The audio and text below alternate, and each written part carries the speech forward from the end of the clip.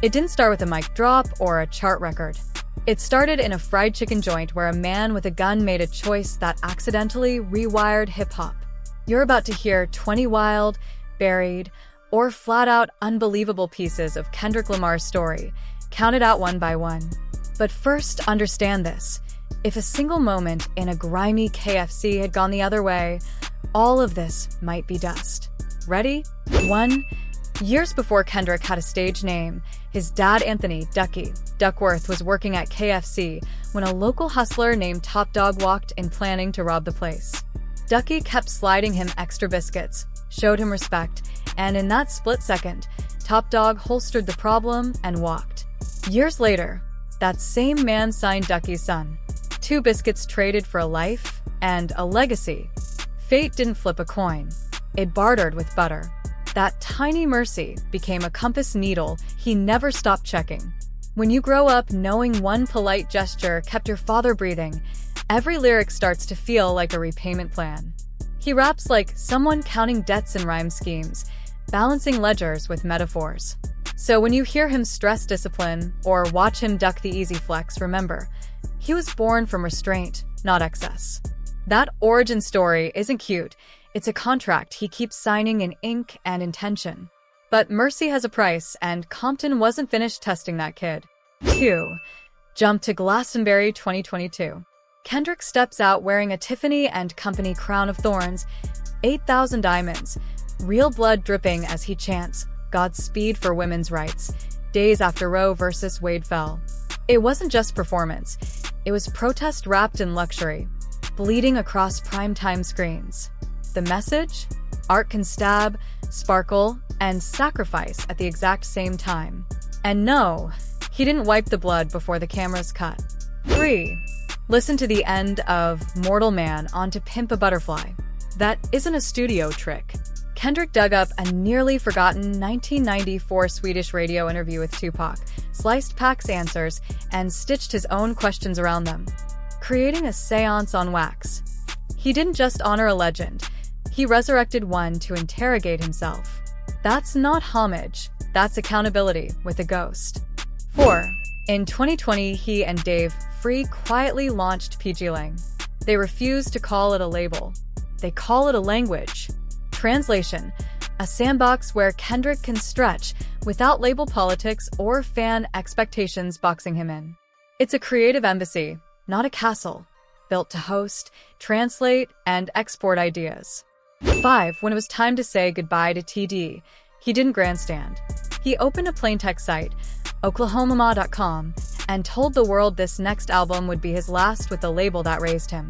No glossy rollout, just a thoughtful letter. That's how you slam a door politely and still shake the house. 6. June 19th, 2024. The pop-out in LA. Kendrick performs Not Like Us so many times it becomes ritual. 5 full runs plus an instrumental victory lap.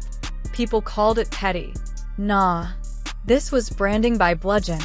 Repetition until the city's concrete could hum the beat without speakers. He turned a diss into a local anthem. 7. Then he timed the Not Like Us video for July 4th. Fireworks outside, fireworks on screen. Compton flooded the frame. Tommy the Clown, Mustard, Crazy Bone, and an owl piñata getting stomped like a meme brought to life. He weaponized in-jokes and hometown pride, and the whole internet had to learn the references or get left behind.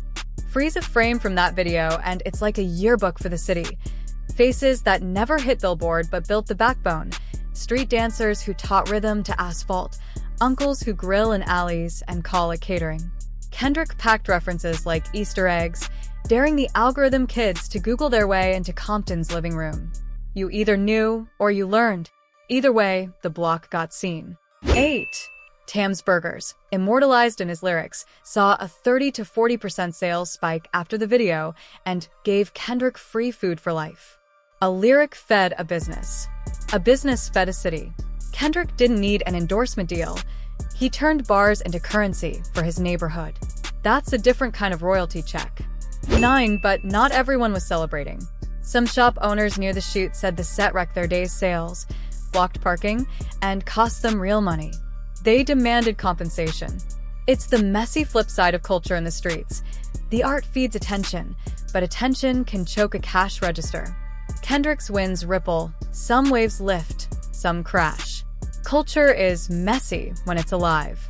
You can't script the traffic jam, the blocked storefront, the Annie who just wanted to buy milk and got stuck behind a crane shot. Kendrick's art doesn't live in museums. It spills into strip malls and side streets.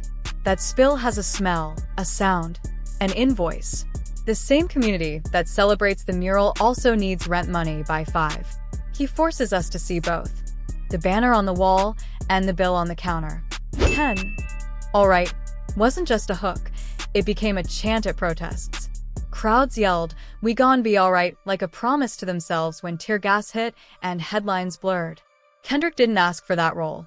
But once the streets claimed the song, he carried that weight like part-time pastor, part-time reporter. But there's a toll to being the soundtrack to a movement. Once your hook becomes a chant, every interview turns into a court date, and every silence sounds like a verdict. Kendrick started moving different. Less tweets, more letters, fewer selfies, deeper albums. Because when voices start echoing your bars in the streets, you answer to something bigger than charts. And the spotlight only got brighter. The biggest stage in American sports was waiting, and he knew exactly how to bend it without breaking the moment. But that's a story for the next number. 11. Super Bowl 56. Rap finally leads a halftime show. Kendrick slips alright into the set, but tweaks a line on live TV, ducking censors while Eminem kneels and billions watch. It's surgical. It's precise. He kept the energy, dodged the corporate red tape, and still made middle America feel slightly nervous in 12 minutes flat. Pac's voice isn't the only ghost guiding him.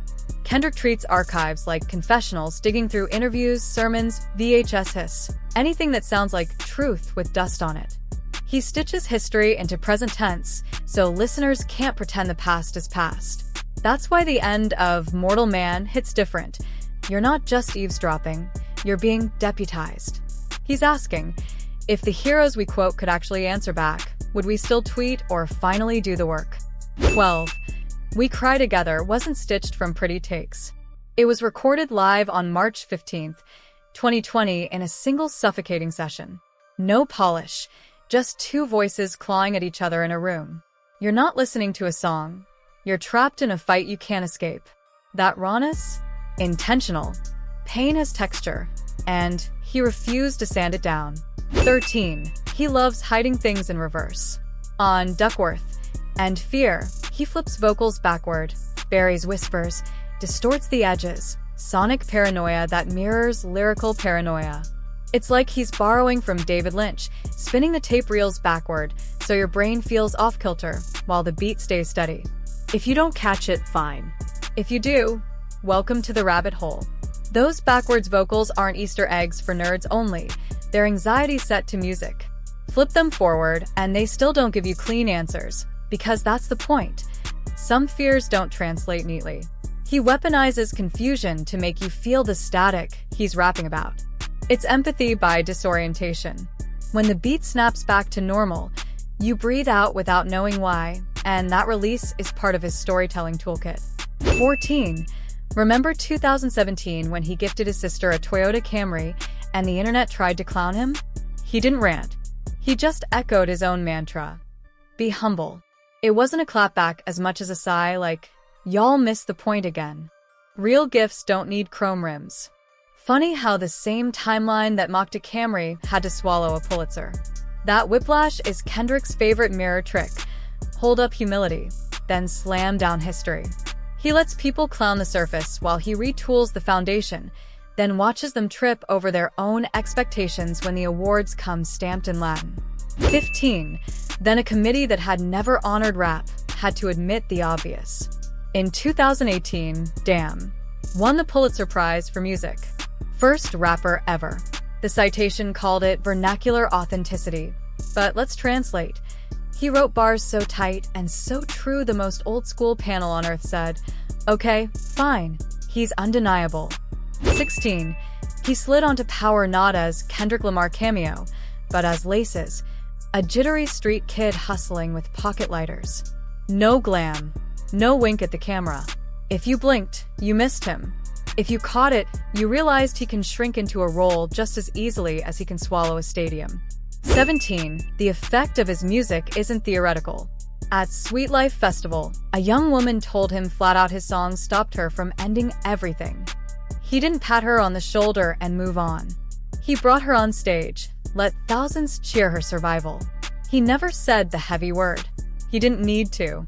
The moment said it for him. Moments like that Sweet Life rescue explain why he disappears between albums. You can't carry strangers' darkest confessions and still post brunch pics every Sunday. He retreats to reset the emotional hard drive, to make sure the next record isn't a hollow echo. That silence isn't mystery for mystery's sake. It's tree. He steps back, so the next step forward doesn't ring false, so when he speaks again, it actually helps someone else keep breathing. 18. Memes roast him as big protein. But behind the joke is a monk-like routine, early runs, boxing drills, counting grams like verses. He treats writing like a fighter treats sparring, reps, sweat, silence. When the world's loud, he's in the gym or the booth, tempering steel. 19. Not Like Us didn't just trend, it detonated. First day rap streaming record shattered, and by 2025 he's walking away with a handful of Grammys for it. Drake allegedly fires off a lawsuit, defamation, stream inflation, the whole nine. Maybe it sticks, maybe it evaporates. Either way, Kendrick already turned that smoke into wind in his sails. 20. Then he and SZA roll out the Grand National Tour and the box office goes nuts. New high watermark for a co-headline run in the US, $250 million territory. Two different energies sharing one stage, proof you can split the spotlight and still blind the crowd. When the final confetti fell, the numbers said what the fans already knew. This wasn't a tour, it was a coronation with two crowns. And notice how the pattern never shouts while it's happening. The gun goes quiet, the crown bleeds slow, the black masked voice whispers, the website loads plain text. His loudest moves are packaged in understatement. That's why you chase the rewind button. Not because he hides for fun, but because he trusts you to dig. So, what ties 20 facts together? A single through line. Tiny choices stack into tectonic shifts. Biscuits instead of bullets. Blood instead of glitter. A Toyota instead of a flex. A backward vocal instead of a clean take. 20 moments that show Kendrick Lamar doesn't stumble into greatness. He choreographs it, then dares you to notice the footwork. The next hinge he flips might look small. Don't blink. The quiet parts with this man are always the loudest.